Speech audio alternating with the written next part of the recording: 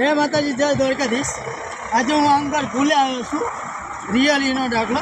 અને હું વલભીપુર હું આવ્યો હતો, બરાબર। હું આવ્યો ને તો અહીંયા ફૂલ તૂટલું હતું, તો ફૂલનો જે આપણા મોટો ગેટ રહ્યો ને આ બાજુ આવતો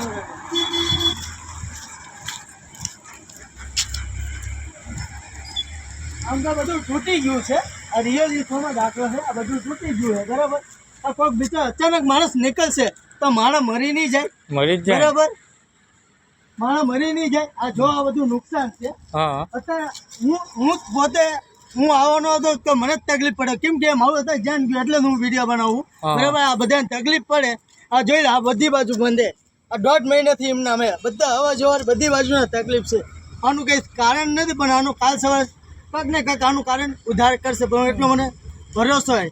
પણ આ માણસ મરી જાય એની કરતાં તાત્કાલિક આનું સેટિંગ થઈ જાય એવું કંઈક કરો, ભલા માણસો, બરાબર? હું સારા કાર્યોનો માણસ છું, બરાબર? હું એવો નથી, હું ગરીબ માણસ છું, પણ કોઈક માણસ મરે એની કરતાં થોડુંક આનું ધ્યાન રાખો તો સારું છે, થોડુંક હરખું કરાવો, બરાબર?